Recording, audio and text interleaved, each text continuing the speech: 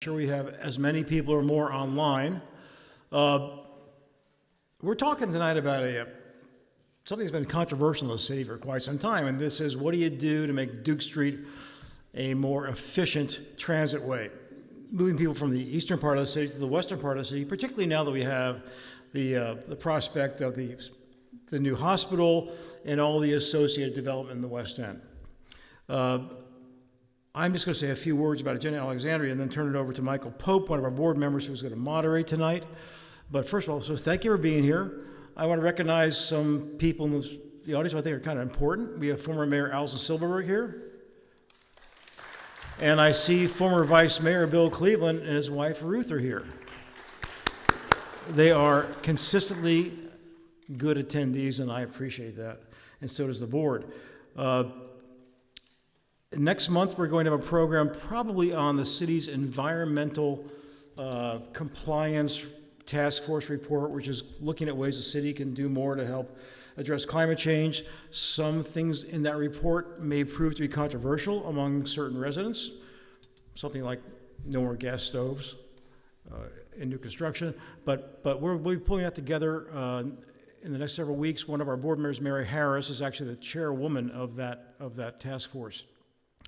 And then in June, we are going to have a reception. The date to be determined. We did this last year as well, a reception for our members, for people who want to be members, and for people who have been on our panels in the past 12 months. And that's going to be in Old Town. No cost to it. The drinks and food are on us, just to show our appreciation for your being loyal members of Agenda Alexandria. And then in June, we may also have an additional program. We don't normally have a program in June, but right now you may have all heard a lot about the zoning for housing debate in the city. And a lot of our board members are concerned about it, and they've been contacted by other people they know, neighbors, friends, and work associates. And so we may have a session on that. Just that's to be determined, so just stay tuned on that. Anyway, if you have a cell phone, please put it on silent so it doesn't interrupt the discussion. There are some displays down here about the proposal for Duke Street that were provided by the city, and thank you, Hillary, and your staff for doing that. And I don't think there's anything wrong, frankly, if during the discussion you want to get out of your seat. Let's say Hillary's discussing a proposal, and she says, well, there's a placard down there about the transitway. Just get up, walk up, and take a look at yourself, and so you see what she's talking about or anybody else might be talking about. So that's all I have to say tonight. Welcome, and thank you for being here. The program tonight will run as it normally does from sometime between 8:15 and 8:30. It depends on how many questions we get from the audience and people who are watching us online. The one thing I would ask you is, if you do write a question, write legibly, the way the nuns would have asked you, like make sure because I'm going to end up reading them and then giving them to Michael to ask the panel. And if I can't read a good question, it's not a good question. So try to do your best handwriting. I know it's tough because now we all just text and email, but try to write legibly. Anyway, thank you very much, and I'm going to turn this over to Michael Lee Pope, who most of you know, who is a celebrated local author and journalist, and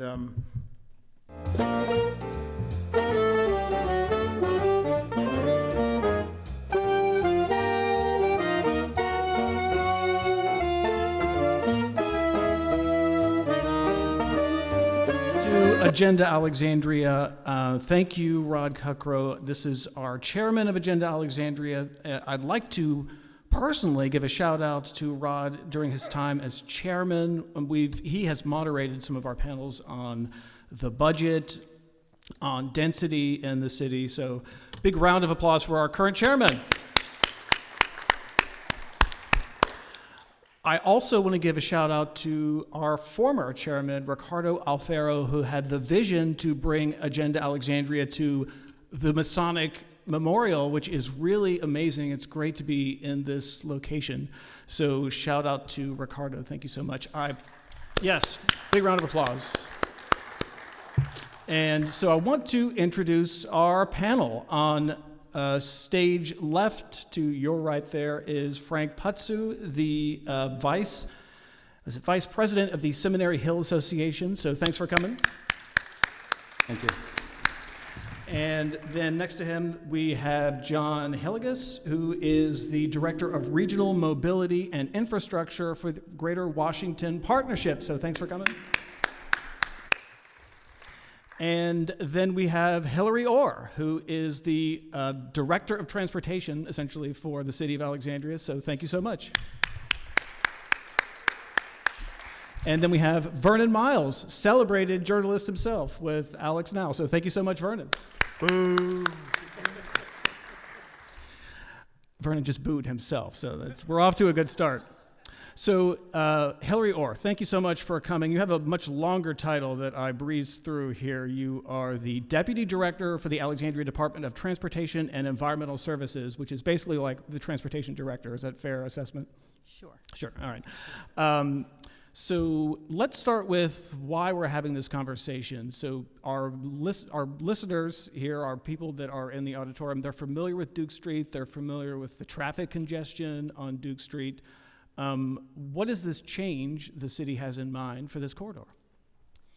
Well, the Duke Street Transitway has been a project on the city's books since 2008. So this is not a new project. This is something that we have been talking about for a very long time. And we, numerous councils over that time have reaffirmed that this is the path we want to go, and the city has sought funding for this project.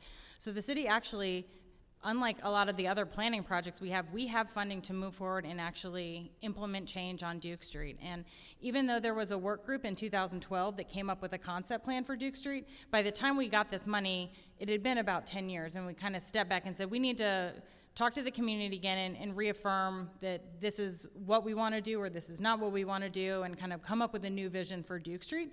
So that is what we are doing now. In 2021, we started that kind of visioning process with the community, and we've done a couple rounds of community engagement to come up with concept plans that would provide better service for people riding the bus, better sidewalks and paths for people walking and biking, and also making sure that we're moving our vehicles along the corridor. You know, just one thing I think a lot of people can agree on, and throughout numerous different outreach efforts, we have heard that people don't like Duke Street the way it is. So whatever we do, I think we can make it better for everybody. So one follow-up question here for Hillary Orr, our Director of Transportation. So on the floor here of the auditorium, we've got some maps that if you take a look at these, if you're in the audience, you can see them. We've got over here on stage right, we have got concept A and concept B, and then over there we've got curb concept Y and curb concept Z. So this is the menu of options, right, that the city is currently looking at. City Council will soon be voting on this, right? Walk us through, just briefly if you might, these four concepts we're looking at. Sure. So concept A is what we're calling mostly center running, and so that's the first poster down there on the floor. And what that means is similar to how we have our bus lanes in the middle of the street on Route 1 for Metroway, which is our first transit corridor in the city and also actually in the region. That has a portion of Duke Street that has center running bus lanes. And we did have to break Duke Street into 4 different segments when we did this project, because Duke Street looks very different along the corridor between former Landmark Mall and King Street Metro. So we broke it into segments, and so this one has center running in a couple different places along the corridor. In the middle of the corridor, where it's a little bit tighter, we have residential service roads. We have fewer lanes of traffic and a little bit less right-of-way to work with. The buses would run in mixed traffic, very similar to what they do today. And then as you get toward the east, there's kind of a mix of some center running, some mixed traffic in that concept. Concept B is very similar in the middle of the corridor, but on either end, we're calling this concept mostly curb running. And so on either end, you see the bus lanes next to the curb, so next to where the sidewalks are, instead of in the middle of the street. And so that's the basic difference. And then with curb concepts Y and Z, we kind of have 2 different concepts, and really all of these could be mixed and matched, and that's why we're getting feedback from the community right now on what people like and don't like about either concept. But concept Y is, I believe, I can't see the graphic, I believe that one is where we have additional space in the right-of-way, we would separate the pedestrians and the people cycling or using scooters or whatever comes next in the future of people moving around that we don't even know about yet, but separating the pedestrians and the cyclists with a cycle track. And then in the concept Z, we have a shared use path. So we'd have a wider path than a sidewalk, but people that are not driving or on buses would be sharing that space. And so that's kind of the difference between those two curb features. So concept Y has a cycle track for part of the way, and then concept Z has a shared path for the entire way, right? Yes. Okay, so reaction to all of what you heard. Frank Putson, the Seminary Hill Association, tell me about the reaction among your neighbors to what the city is currently considering. A lot of deep skepticism about the transitway project, mainly for a variety of reasons. Let's start with responding to Ms. Soar. I actually agree with her that when we studied the surveys and what feedback we're getting is they don't like Duke Street the way it is. They view it as way too heavily congested. It's just for me personally, when I would take my children to lacrosse practice over at Witter, it was a 45-minute drive, which was insane. Wait, I'm sorry, 45-minute from where to where? From near Hammond Middle School to Witterfield, just to get to Witterfield. It was awful. So there's a lot of agreement on that point. They don't like Duke Street the way it is. I think where we have an issue is, okay, now what? Are we going to go ahead and do with this? I found it interesting that when the city did surveys, Seminary Hill is largely reflective of the public. The 2021 survey showed that only about 26% of surveyed residents supported the dedicated bus lanes, and about 65% opposed it. And there were several thousand participants in that.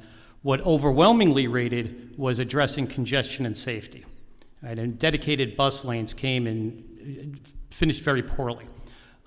City tried to repeat the survey in 2022 after a year of educating the public, and the numbers were about the same. It came back also with several thousand folks. What's interesting about it is the results across all demographic, socioeconomic groups were nearly identical. Turns out everybody despises congestion, and that was consistent with it. And so, interestingly enough, Michael, in preparation for this, I took the city survey, most recent city feedback survey. Basically, the questions now to try to funnel this is, do you support concept A or do you support concept B? And there really was no room for folks who said, hey, wait a second, we need to pump the brakes and start understanding exactly what it is we're doing. That's the overwhelming feedback that we're getting at Seminary Hill, and quite honestly, even in the communities that outside of Seminary Hill, this is pretty citywide. A none of the above option is something that you would have liked to have seen on this survey. A none of the above option would have been appropriate on this survey. I think the survey should have focused more on congestion and safety. Okay?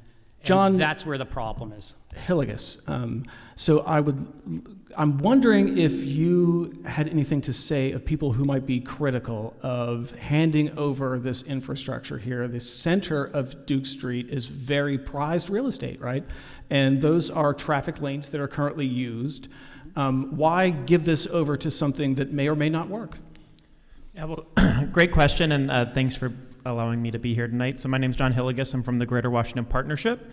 So for those who are not familiar, we are a civic alliance of CEOs and entrepreneurs that span from Baltimore to Richmond, and they're committed to this region because their workforce resides here, and so we're committed to this region, and we want to make this the best place to live, work, and build a business. And a part of that is making sure we are doing things like building the transportation system that can address congestion. We have some of the highest congestion levels in the country, and as well as it can do things like giving people more options. So how are we making the investments in the long-term transportation systems to really make sure we are creating a 21st century transportation system that gives more people access and options to move around the region? And so some of our long goals, again, are creating the most connected super region. So we focus on these long-term infrastructure projects. I think Hillary mentioned that the Duke Street in Motion started planning in 2008. So a lot of these transportation projects take a very long time. I think a lot of you are familiar with the Silver Line, Phase 2 that just opened at Dulles. I think planning for that started in 1960. So these are very long-term projects, and so we're here to try to make sure that our elected officials know that the business community cares about transportation and cares about making improvements to our transportation system. So whether that's the American Legion Bridge, which we know we need to replace, whether that's the new Long Bridge to expand rail service, and whether that's investing in a high-quality public transit system that is actually more competitive than it is today, so that more people have reliable options to move around the region. So I don't, to get to your question, Michael, I'm sorry for taking too much time. The short answer is, with any sort of transportation system, especially in a dense, vibrant area like Alexandria, there's only so many spaces and options, and so we have to make trade-offs in terms of our transportation system of how we're going to navigate our limited right-of-way to make the best transportation system to ensure we have a thriving region. So one of the things the regional groups have an interest in is the interconnectedness of a lot of these systems, right? So we here in Alexandria have the Route 1 corridor as an existing BRT with Metro, it's not Metro Rail, what is it called? Metro Bus, right? So and now we're talking about an extension of that into Arlington, so this would all be connected, as well as on the west end of Alexandria, perhaps on Beauregard. There's also the Envision Route 7, which is Alexandria to Tysons, plus there is one on Richmond Highway called The One in Fairfax, right? So explain how all these pieces fit together into the future. Like looking at this, the way these are going to be eventually interconnected, the importance of having all these sort of work together. So part of the reason the partnership came to be is because we know that we need to work across borders and that people don't live their lives just within their city, just within their jurisdiction, but they need to cross. And so just like our transportation system, we need to be able to cross borders. I think before the pandemic, half of the residents in this region crossed a state line every day. So we need to be designing systems that are interconnected and that do not just kind of stop from one border to the other. And I think whether it's the Duke Street in Motion or the one project in Fairfax County or the WMATA bus network redesign that is happening right now and is looking at ways that it can maximize the use of this dedicated bus and transit infrastructure, I think the regional connection and interconnections are going to be critically important for the success of the project. Vernon Miles with Alex Now. You as a journalist have covered this for years. You've been looking at the transitway that was created first in the region here. What you hear a lot of people in our audience tell me, I never see anybody on it. Like, what has been the reaction that you have seen in terms of the existing transitway and what that might mean for this discussion we're having about Duke Street? Yeah, I mean, you're not alone in that. A couple of years ago, I mean, granted, this was right after the pandemic, but a couple of years ago, they released some figures on the Crystal City Potomac Yard transitway system, and they were pretty low. And even though Dash overall across the city has seen very high record ridership, that one has, in the past at least, sort of struggled a little bit. But there's kind of this idea of, you hear it said a lot in city council, is if you build it, they will come. But they don't come overnight. And so when you build a lot of these, you're looking kind of towards the future. And you talked about interconnected transit. There's a lot of interconnected issues with this as well. As the city's looking at, and not to spoil anything for the future Agenda Alexandria meetings, but affordable housing and density and stuff like that, those people are all coming somewhere. And a lot of those people are going to be coming to Duke Street. And we're not going to have a lot of ways to add more traffic to that road. So it's a question of, we talked about no build earlier. That's not... For the city, that's not, in some ways, that's not really an option. No build means no additional density, no additional housing along there. So, Vernon, I'm going to give you the loaded question here. I'm going to give all the loaded questions to Vernon. Do we feel like the ghost of the seminary bike lane discussion is haunting this decision? Pass. No, I mean, yeah, when we talk about interconnected systems, I mean, there's no getting around the fact that questions about density are what's at the root of all of this. If you go back to the Seminary Road bike lanes, if you go to this issue, it's all density is the central question here. And yeah, I would say that's kind of part of this too. We've already talked about how this is already a current issue. I mean, Hillary's mentioned at previous city council meetings that this is one of the, I believe, one of the highest, like most crash-prone streets in Alexandria. So some of that's questions about the future, some of that's issues that are happening now. Great. Did I dodge that question enough? You did a great job. You did. So Hillary, or no loaded questions for you or anybody else on the panel. But so I want to walk through a little bit these different segments here, because it seems like a lot of the big change might come from what you guys call segment 1, which is basically Landmark, the area that's now Landmark Mall, to like the shops at Fox Chase, basically as a geographical marker. And then that's where we would see either the center running BRT or the curb running BRT, right? So talk about that segment here, just this segment 1 here from Landmark to the shops at Fox Chase. Sure. So with the two proposals for this segment, I think the biggest change is because what you would see is taking one of the existing through lanes in that area and dedicating it to buses. Now it looks a little bit different, and this segment is the widest segment in the corridor, so there is more space to work within the segment, and that's why the Duke Street Advisory Group, when we looked at which options did they want to advance, which two options, they picked the curb running and the center running for this area, because there's more space available.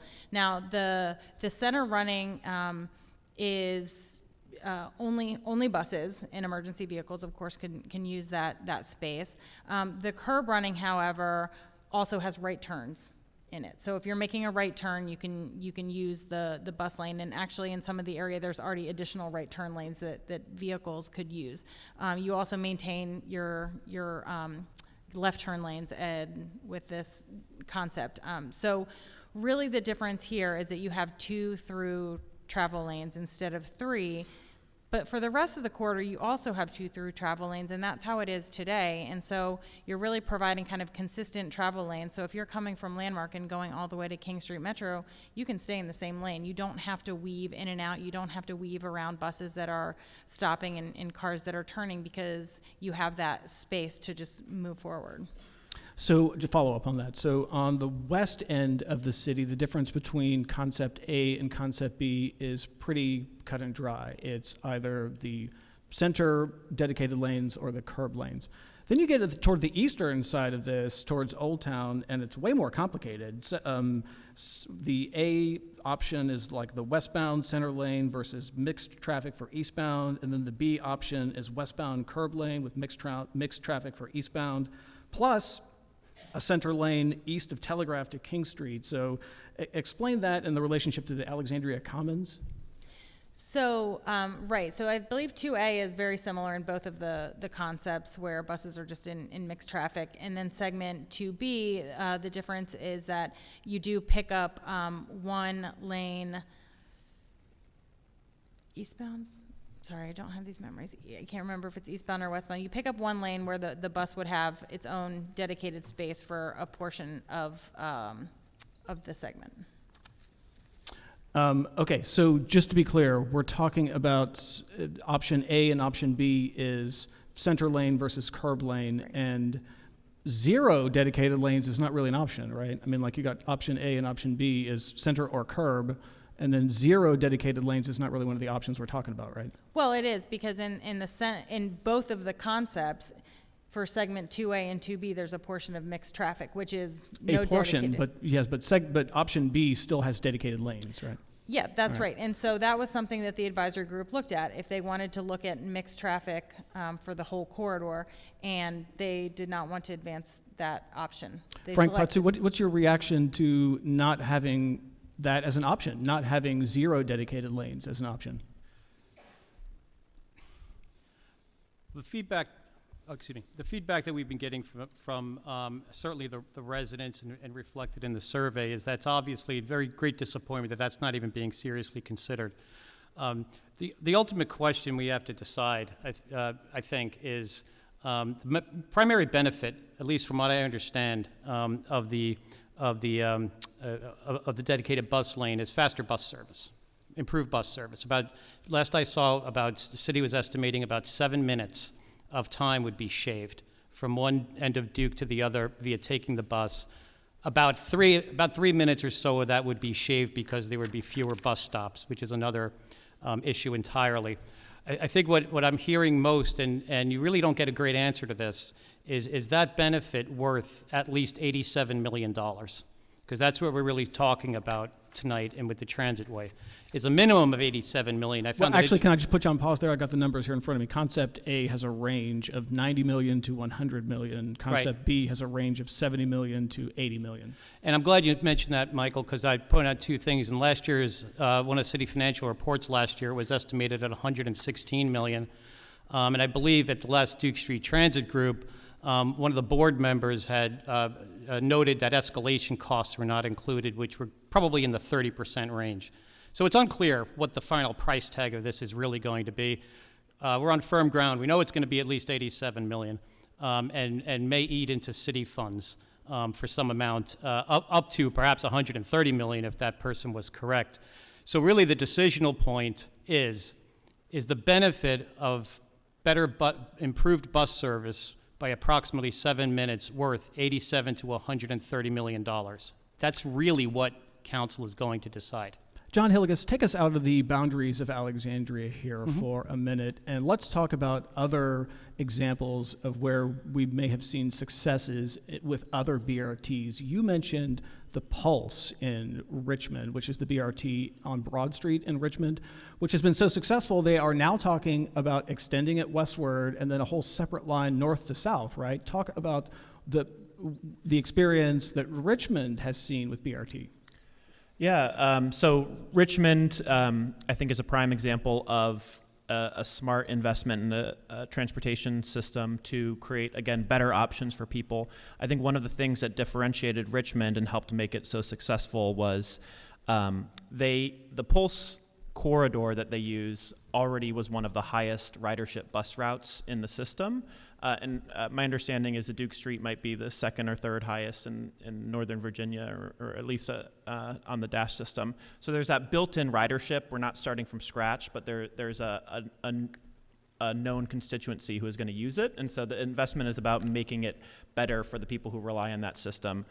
We also know that bus riders around the region tend to be those in our community who have the lowest incomes and are least likely to be able to afford a car or to use alternate options. So I think it's really important to create more reliable options for the people who work at our hospitals, who work at our grocery stores, who do all sorts of things.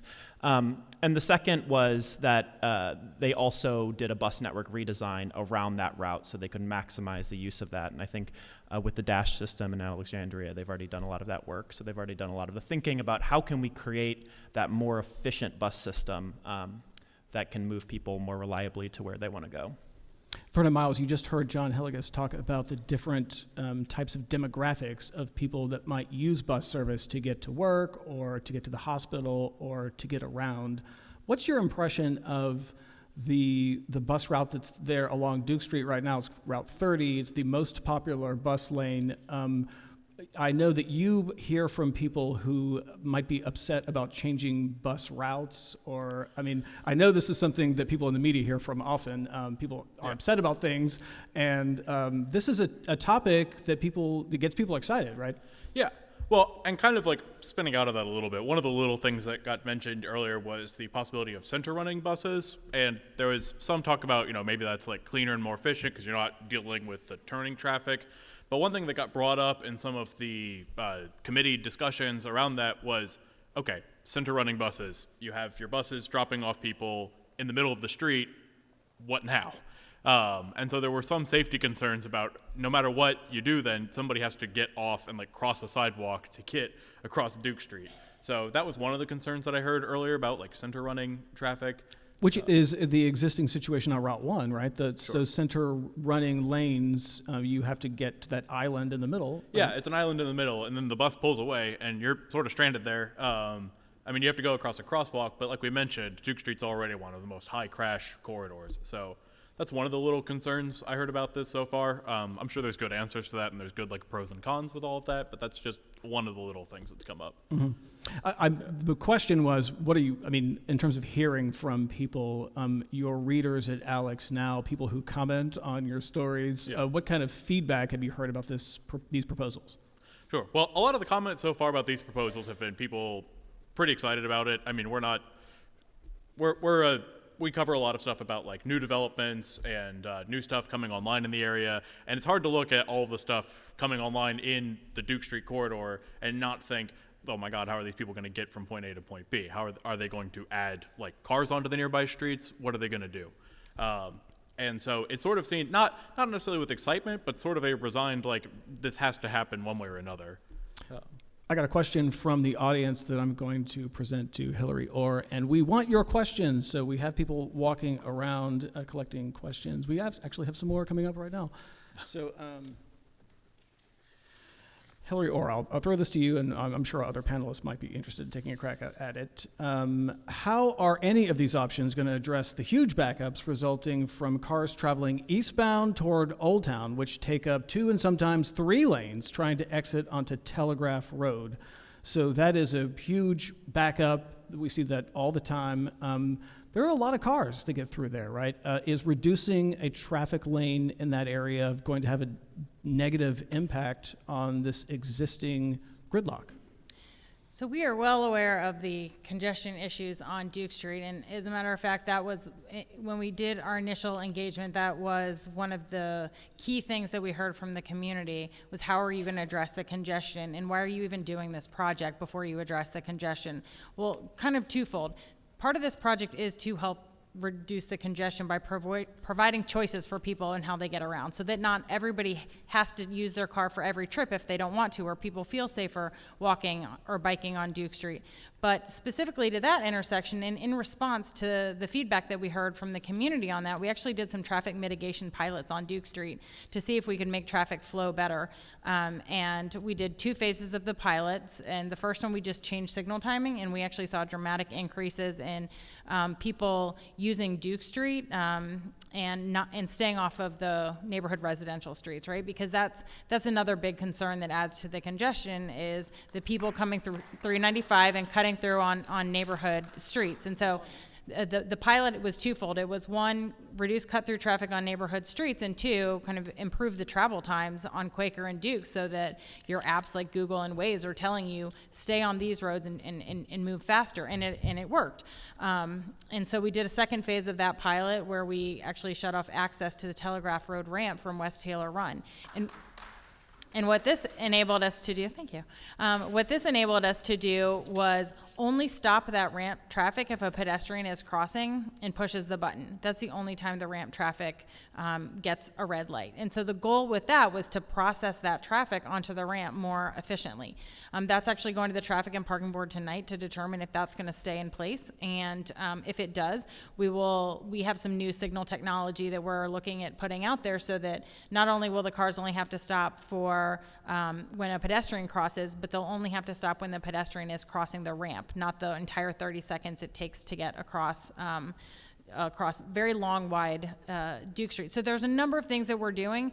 The one thing that always comes up with congestion, though, and it's a challenge with this corridor, is that people want us to reduce congestion, but when you reduce congestion and make the roads flow better, more cars come and they just fill up that space. So it's a tricky balance between making sure people can get around, and that our residents and the people who live and work here have streets that they can get around on, but that we're not also making it so easy to move through our city that we're getting all of the cut-through traffic from outside of the region. And just where we are placed in the region between 395 and 495 in DC really leads to that cut-through traffic. So it's a balance, and one of the answers to it is to provide choices and options for people to get around. And so that's really what this project is about, and also in doing so safely.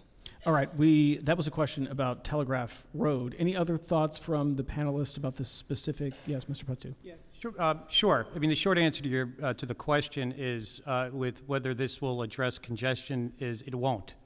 It's really an afterthought. I think Ms. Orr, Ms. Orr, the traffic mitigation, I do know from my neighbors that it's been effective. You don't need an $87 to $130 million spending to do any of those. Did them today, which is great. And there's lots of things you could do today. You could meet the 7-minute improvement in bus service by half by reducing the number of stops too. I don't know if that's such a good idea, but it could certainly be done. But it's obvious congestion is an afterthought to all this. This is about getting a dedicated bus lane, period, end of story. It's not realistic to expect congestion to improve. Just for scale, there are about 3,000 boardings a day on line 30 in the weekday along the Duke corridor. I looked at the VDOT stats. Pre-pandemic, it started out at about 55,000 and went to a low range of about 30,000 vehicles per day. Post-pandemic, it was around 47,000 vehicles, and it got down to, I think, about 26,000 vehicles per day. The numbers are just too enormous to have much credibility to say that people are going to stop using their cars. Read a fascinating statistic the other day. There are about 131,000 adults in the city of Alexandria. There are 141,000 registered vehicles. That tells you what people view as their mode of transportation. There's nothing wrong with, in fact, I would fully support improving bus service. That would be awesome, and for more access to it. But it's hard to square that we're going to improve bus times for about 3,000 or so boardings per day, and the other 55,000 are just going to be an afterthought. John Hillegas, you heard some skepticism right there of the motives of the city in doing this. What do you make of those arguments that the regional governments, local governments across Virginia that are doing these, their motives are suspect? I didn't say that. Well, You didn't. So Michael, come you were questioning the reasoning behind having this, and you said the reasoning is to have the dedicated lanes. I was just there was a you've been pretty measure of upfront about that. skepticism in the view, which we wanted to have on the panel. What do you make of the skepticism here of this entire project and this conversation that we're having? I think these are all very important conversations to be having. Congestion is very vexing and very frustrating to sit in. We know we lose hours of our lives to it every year. We lose millions of dollars to it as a regional economy, and we need to figure out solutions that are systemic and long-term and sustainable. It's something that every community deals with in one way or the other. And also congestion is something that is, it's better than the inverse where nobody wants to come to your community. When you have congestion, it's a sign that your community is a place that people want to be. We've also spent much of the past 60 to 100 years trying to figure out how to solve congestion by expanding our roadways as the primary driver of that. And we've realized that that has benefits and it can open up new areas, but it doesn't solve the congestion problem. And as we know, our region is growing and is going to continue growing through 2050 with 1.5 million new residents, with more car registrations as well. We need to figure out ways and we need to explore alternatives to solve the congestion problem and hopefully make there be more reliable options for people to move around, whether that's driving, whether that's more reliable options driving, or whether that's more options taking a bus or a train or a bike or whatever it may be. Several questions actually about congestion, addressing this topic that we're now discussing. Vernon Miles, I saw you had your hand up. Yeah. Well, I was going to say that I don't know if this is still on, Yep. but okay. As we're talking about improving the congestion or like making congestion better along there, in terms of car ridership, I don't know what a lot of the other options here would look like in terms of improvements there. The city has already committed to not using eminent domain along Duke Street. Hillary might yell at me if that's not the case, but Jan Lambert was on record saying we're not going to do eminent domain, which in this case means in a lot of cases probably no widening. Which in terms of putting a bus lane in, you're working on a pretty narrow strip of what's already there. But, that kind of limits your options in terms of adding cars to that street. Well, actually, one of the questions that we got from our audience is about eminent domain, and it's for Hillary Orr. So, yes, could you address that issue of the possibility of the city of Alexandria using eminent domain or any kind of condemnation to get land acquisition along the Duke Street corridor. Yeah, so Vernon's right. We have committed that in this project, in this first phase of this project, we are not using eminent domain. That doesn't mean that the city would not have voluntary negotiations with property owners. We do that for all kinds of projects all the time, and that's definitely an option that's still on the table. If there's an area where we're trying to put in a wider sidewalk and we need a foot of property and the property owner is willing to sell that to the city, that kind of stuff happens all the time. So that is still in our toolbox, but we have committed not using eminent domain. Question about, I guess this also for Hillary, or at least at the beginning, the service roads. So we see this a lot. This is a peculiarity of Duke Street, all these kind of weird service roads. If you're wanting to make a turn, you have to plan way ahead because you have to get in the right service road. What's the future of that, those service roads along Duke Street?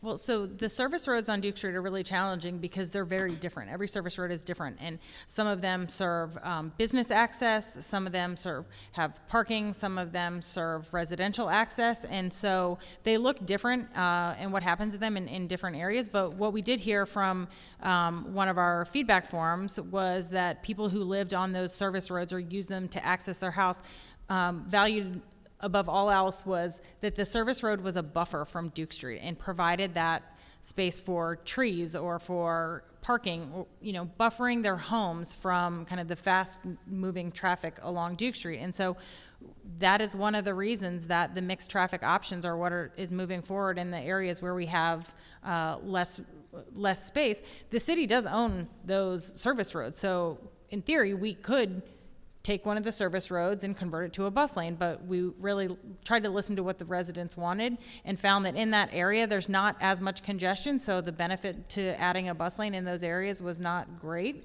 or was not as great as other areas, so we are not doing a lot to the service roads. Some of them might look a little different. Some of them might have added green space or have shared use space for a cyclist with driving or wider sidewalks, so they might look a little different, but each one is being treated differently depending on kind of what type of space we have. John Hilligus, I saw you nodding your head there with the discussion of the service roads. Any thoughts there? That's a question for the transportation expert, Hillary. Right. Well, then I'll throw this next question at you, which is vehicle safety. This is a question about left turn crashes. So looking at the BRTs that are existing here in Richmond and even across the globe, these are BRTs. We've got many examples of them across the globe. What's the safety record of these things in terms of pedestrians and buses and safety for vehicles and pedestrians? I don't have any statistics off the hand to pull from, but I know that the kind of incident record of deaths and injuries on transit vehicles is generally way less than on private vehicles. Mm-hmm. Speak to that a little bit. Go ahead. Street. So Duke Street is one of our highest crash corridors in the city, which is one of the reasons that we wanted to advance this project, because this $87 million, it's not just about bus lanes, it's about improving our intersections, our sidewalks, our crossings. And because we have such high crash rates, and a lot of them on Duke Street are from left turns, particularly the center running design does provide pedestrian refuge islands, which are shown to reduce pedestrian crashes by about 50% at all of the intersections where you have bus stops. So that's the real benefit of one of the benefits of the center running is that you get those additional pedestrian safety benefits similar to the ones along Route 1 for that concept. Frank Patsu, any thoughts on pedestrian safety or, in terms of how people in Seminary Hill might view some of the potential improvements to safety? I think they would put pedestrian safety at the top of the list. Mm. And consistent with the surveys, time and time again, congestion and safety are neck and neck of the first two. And as we've been discussing tonight, you can see that we've been talking a lot about the concepts and the plans and the buses, and congestion and safety are derivative.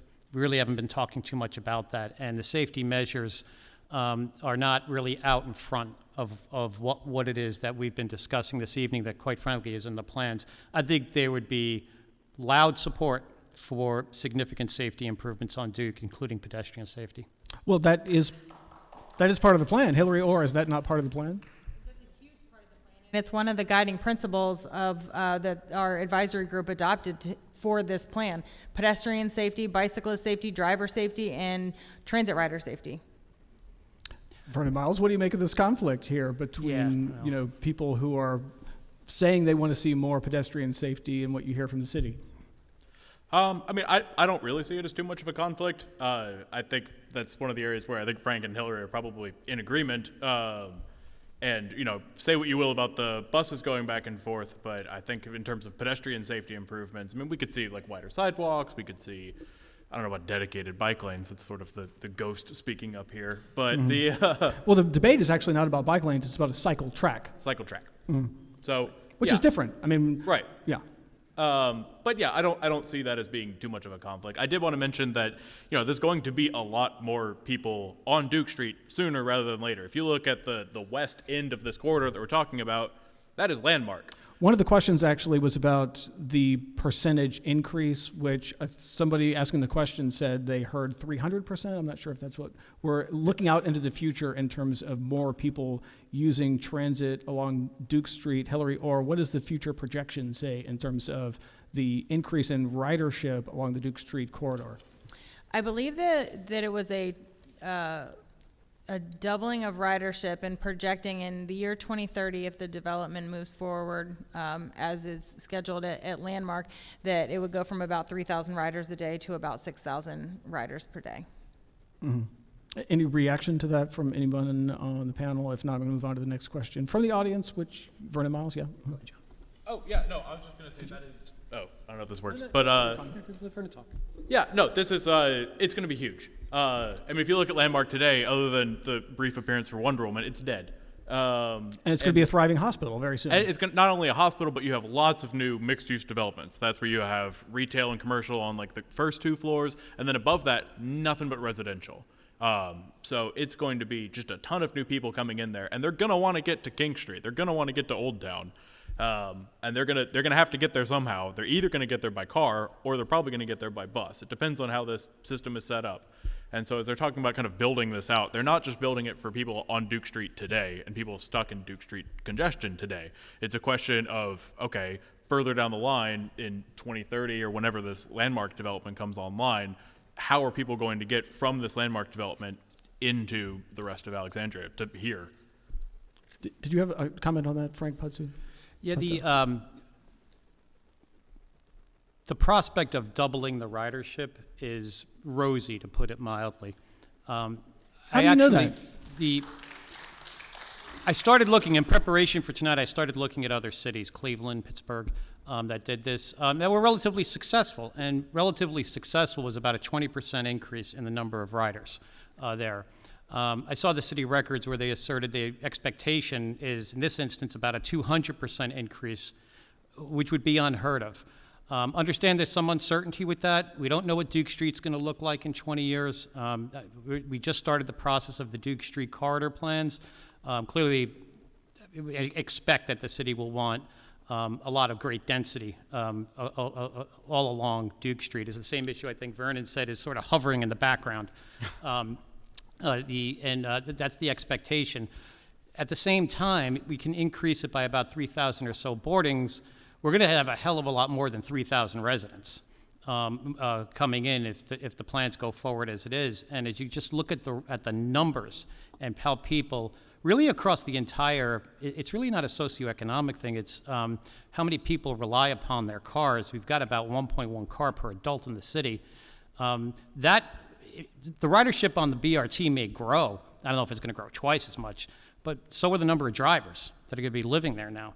And so it's a balance. I do agree with that. It's a balance, but it's a balance.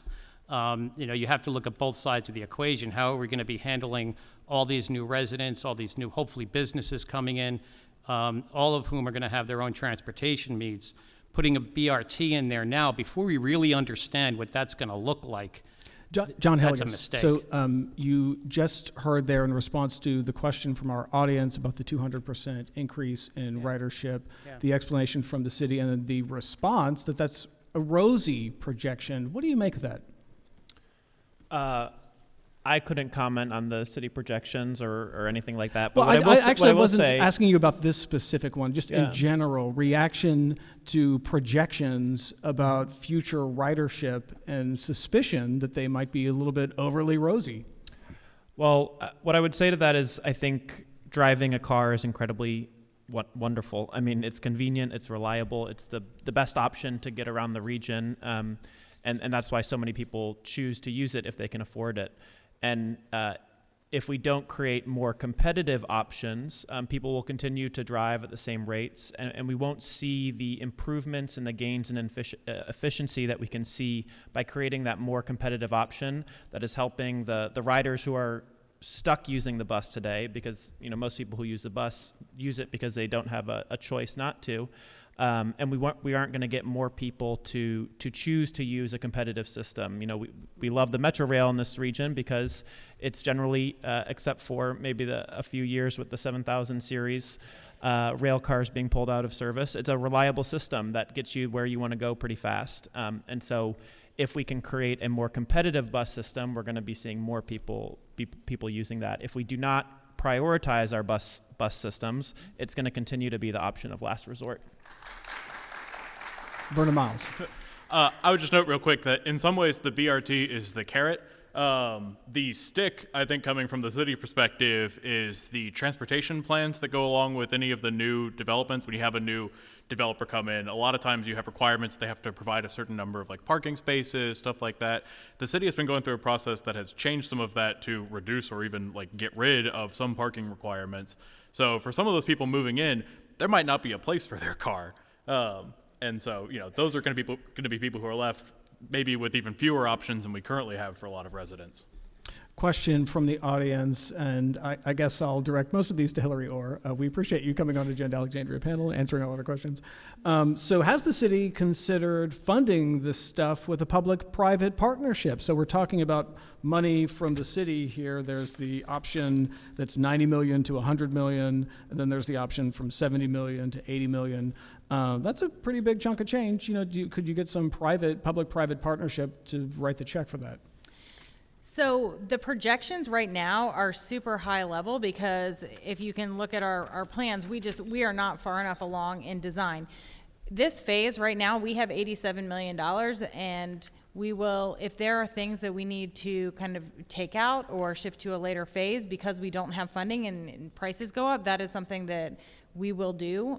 Right now, we're not planning to have a design plan that costs more than $87 million. So if private partners want to come in and give money to the city and partner with us, that would be wonderful. We certainly look for public-private partnerships. And shout out to corporations who might be watching. Right? Yeah, We'll take your money. we've had a great success with Landmark and some of the projects over there, and so that's something that we are always looking for. But right now, this particular project at this stage is likely going to cost the full $87 million, and that's what we'll spend. Because if it comes in lower, there's a number of nice-to-have options that could provide different types of benefits that the advisory group has mentioned. If the design comes in at $75 million, we have $10 million now to do even more and go further. But if it comes in higher, then we'll cut things back.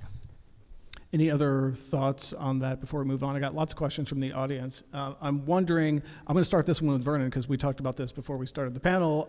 How often do the panelists, people here on the panel, take the bus? I'll start with you because I know that we talked about this. You have been on a BRT, right? Yeah, I have been on the transitway over at the other side of the city. That's the Potomac Yard, Crystal City one.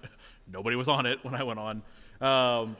You were the only person on the bus, except the for only the person driver. on the bus. Yeah, I live in DC, so I take the bus in DC more than I take the bus down here, which is to say, never in Alexandria. So, like we mentioned, car is the easiest and most efficient way of getting around places. So, yeah.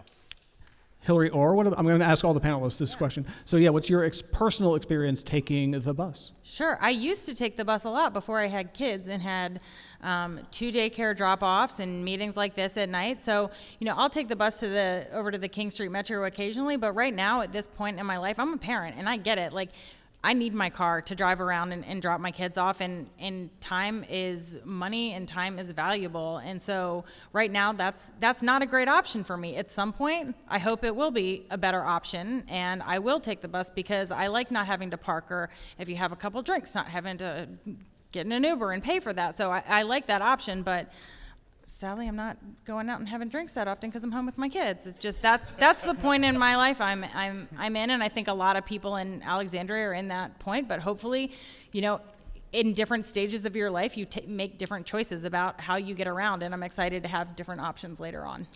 Hillary Orr, keeping it real. Thank you for that answer. John Hilligus, your personal experience riding buses. I take buses very frequently. Today I took the bus to the MARC, to the Metro Rail, hit all the options except for biking, I think. But I try to take transit as much as I can. We're a one-car household. We don't have kids, so when that happens, that will be something we'll have to figure out. Frank Puzzo. I'm actually not all that different from Hillary. I took before we had kids, and I guess your life is split up into BK and AK. So before I had kids, I would take it. I worked in D.C., and I used to take public transit frequently. Worked at the Pentagon for a while. There was an awesome express bus near Burke Library. Took it. When my kids were in high school, I would use it actually to get back and forth to Bishop Ireton, where they went. And since they graduated and moved on, probably once every month or so. It just depends on the situation. But I'm like Hillary that.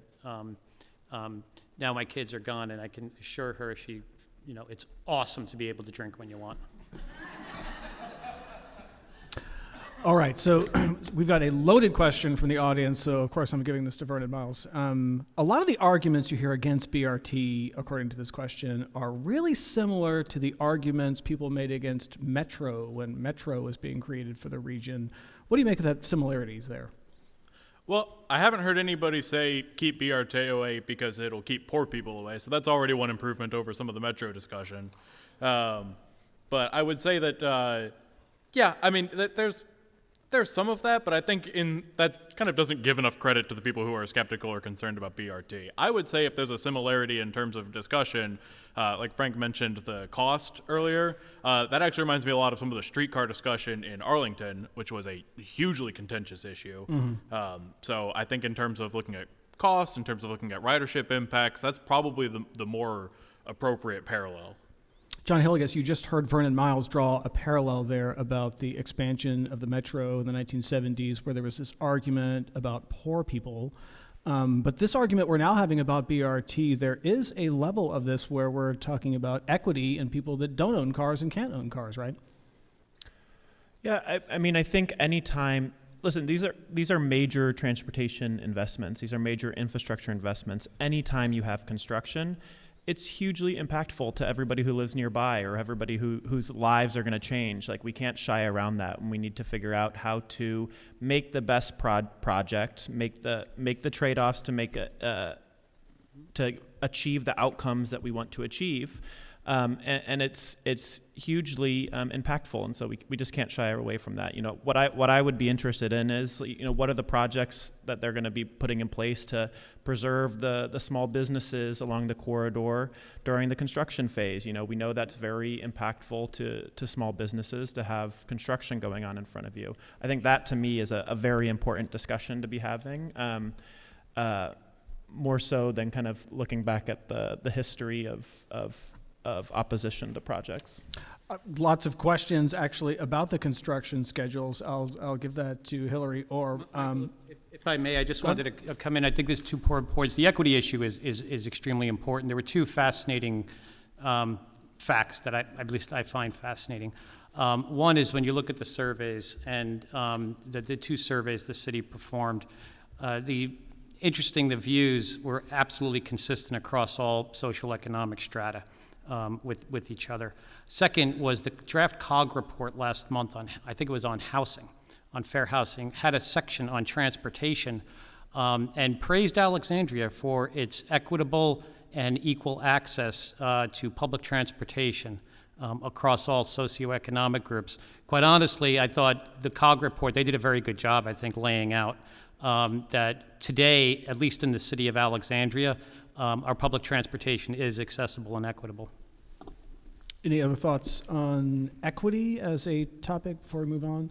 So from equity to aesthetics, does anyone have any thoughts, a question from the audience, what can be done to improve the aesthetics of the Duke Street corridor?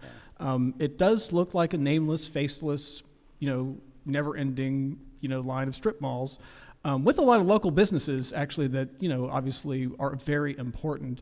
But what is the city doing, Hillary Orr, to improve the aesthetics along the Duke Street corridor?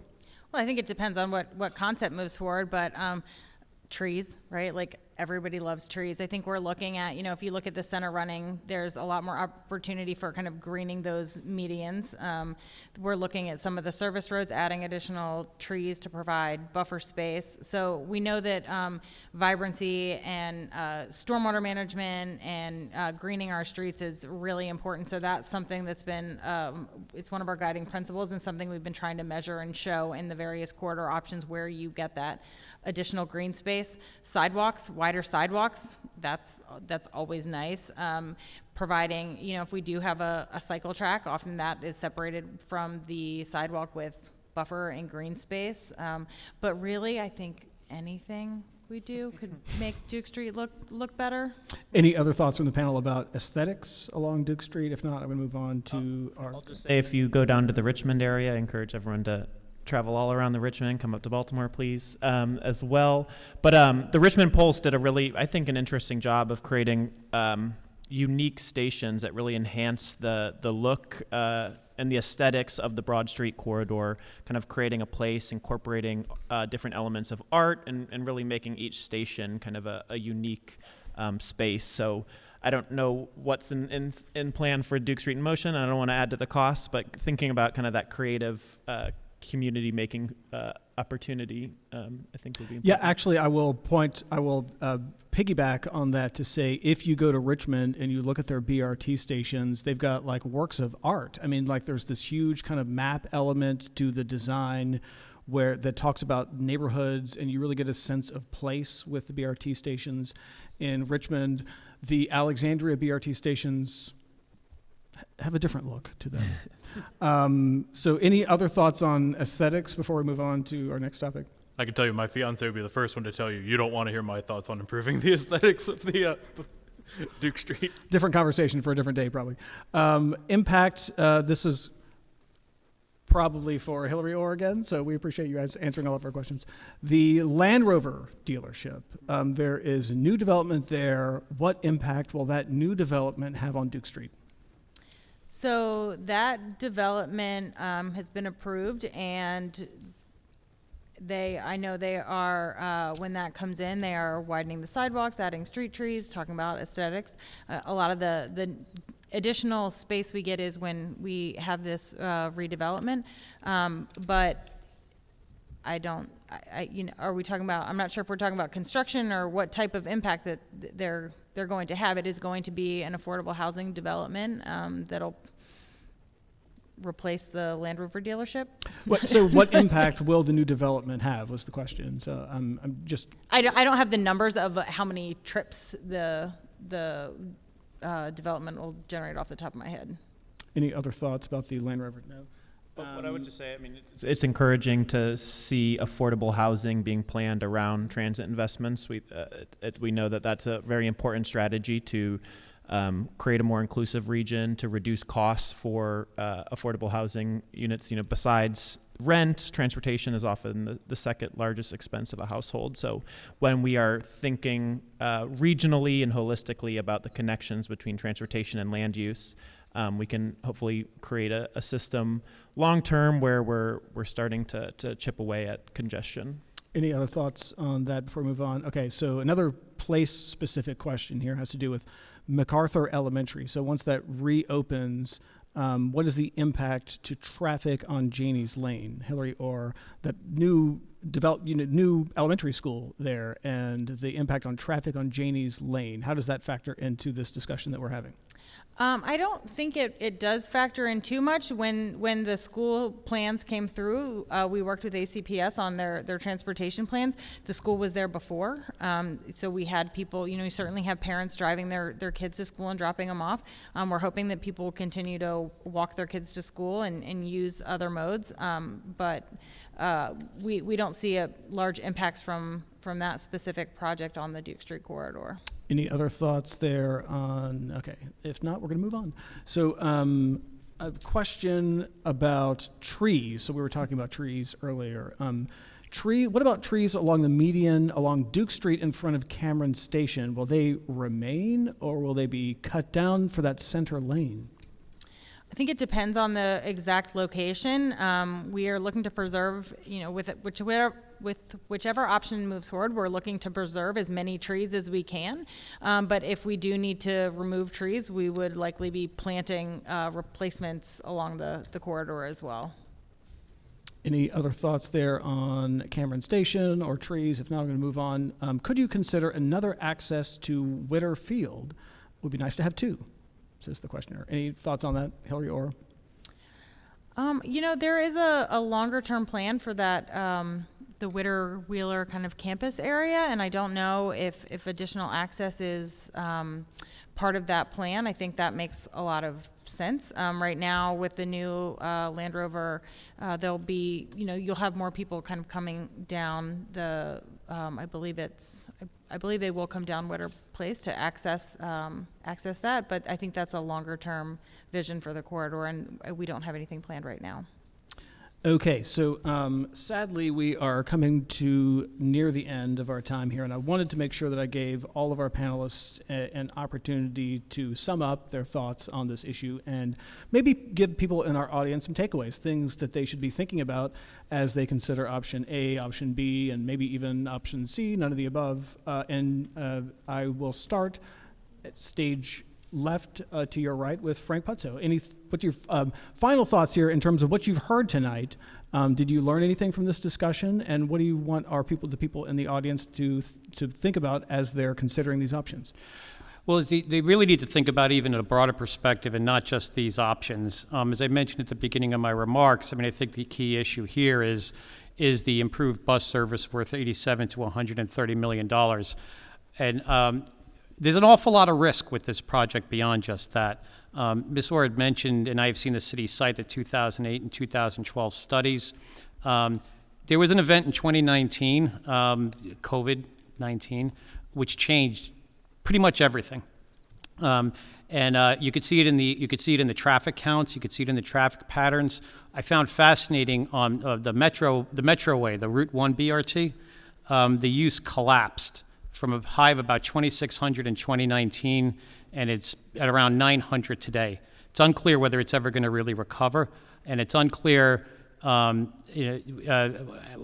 heights they'll be able to reach to get the boardings. We don't know how this is going to end and what life is going to be like in 5 years.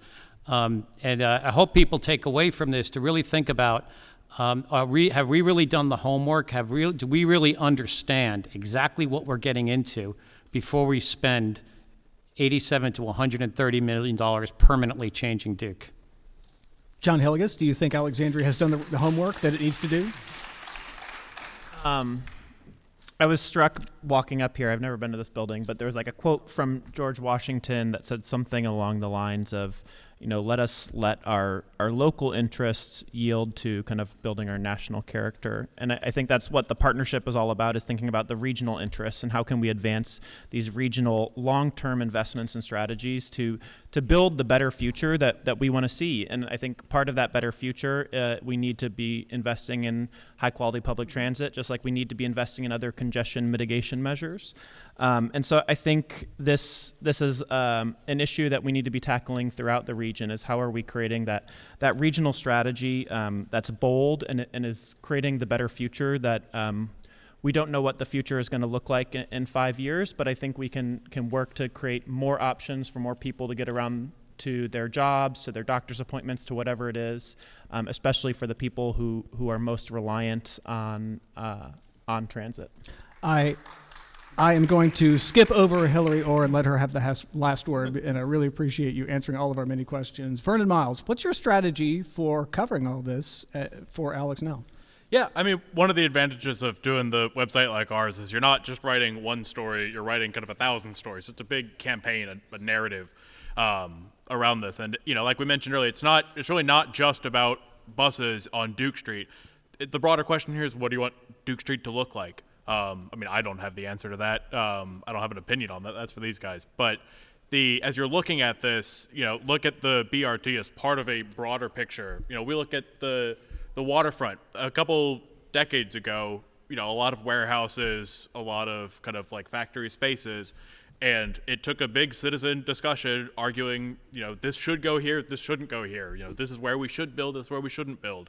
And I think a lot of that, Duke Street's sort of the next frontier for that kind of discussion in Alexandria. So The next frontier, you heard it here first. Okay, Hillary Orr, you've been very patient with answering all of our many questions from me and from our audience. Thank you so much. I'm going to give you the last word on the takeaways that people should have about what the City Council is on the verge of doing here. Yeah, well, thanks. And again, thanks for having me and enabling me to represent the city, because I think one of the things that we do see is there's a lot of misinformation out there. So I do encourage you all to, if you're looking for information, we have tried to be super transparent. There is a lot of information on the website. Maybe it's even too much because it's a lot to get through.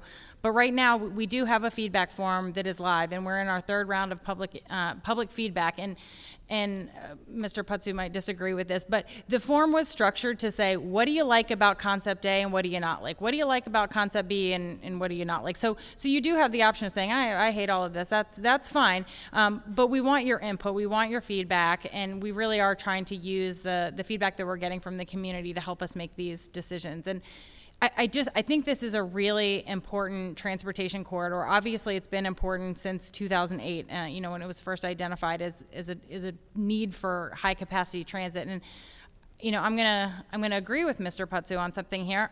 We don't know what the future is going to bring. We don't, whether it's COVID-19 or scooters, we don't know how the transportation landscape is going to change, but what we do want to do is be prepared, and be prepared with options for people to get around and providing a sustainable transportation system, which, you know, sustainability is really important to a lot of people in Alexandria, and having these electric buses and having options for people that maybe aren't driving alone in their car. That's what we're trying to do with this project, is give people options, not for every trip, but for some trips. So I would encourage you all to get involved and provide your feedback, because we are interested and we are taking that. And yes, this is going to move forward with our advisory group. They're going to make a recommendation to City Council, and who knows what it'll look like. It could be a mesh-up of all the different options you're seeing before you, but that will go before City Council at the end of June. Great. Let's have a round of applause for our panel. Thank you so much. All right, I'm going to turn the microphone over to our chairman, Rod Cuckrow. Hey, thank you, Michael. Thank you. Wasn't that great? I mean, I learned a lot, and I think I'm pretty well informed, but I learned a lot from these four panelists, and I also learned a lot from the questions that you all submitted. Now, you must remember that when you submit questions, we have time for maybe 15 or 20. We probably got 50 tonight. So because we didn't ask your question didn't mean it's not important, but it means that the moderator is trying to keep the flow going and sort of pair together questions that are related. It's not a reflection on your intelligence or your interest. It's just a reflection on what we can do in the time we have allotted. And your handwriting. And your handwriting, yes. I was remiss earlier tonight when I introduced the program to thank our really strong sponsors, who are McInerney Associates, Simpson Development, and the Zebra. You know, we're a pretty lean organization. Our costs are involved in renting this space or the Lyceum and paying for the technical support we get to bring the program to you in live and also on stream now since the pandemic. So now I've got an ask to make. If you like these programs, you like the organization, you're not a member, even if you are a member, we are trying to raise $1,000 in the next 48 hours. That means if you can give $25, just half of you in the room, we meet our goal. And that would help us sustain ourselves through the end of the year, finish strong, to do 2 more programs and a reception for members. If you can go to agendaalexandria.org/give, you can make your donation there. We are going to be part of Spring for Action. It is tax deductible because we are a nonprofit, but right now we're trying to make sure we can continue to have our programs at venues that are attractive and convenient for our members. This one's convenient because it has a large parking lot, right? The Lyceum is convenient for people who can walk there from Old Town and maybe want to have dinner first. So they both serve their purposes for our members and for our programs, but we want to do both, but they are not free. So that's what your membership actually pays for. There's no stipend or anything for the people on the board. This is just about having the programs happen live and in a comfortable place. So if you can find it in your heart to donate a little bit in the next 48 hours, we would sure appreciate that and be grateful. And in any case, we hope to see you next month in May, when I think our program I mentioned is going to be on Alexandria's response to climate change, which could be very, very interesting. Anyway, thank you again, panel. You guys were great. And we'll see you next month. Thank you very much. This is Agenda Alexandria, a nonpartisan organization that takes a look at the issues without taking sides. Whether it's the city's sewer system, education, public safety, climate change, or perhaps a look back into Alexandria's history, Agenda Alexandria is here to shine a light. What makes the organization so successful is our people. The people who run it, our panelists, our moderators, and of course, our members. Agenda Alexandria is a member-funded organization, and we invite you to become one today by visiting agendaalexandria.org.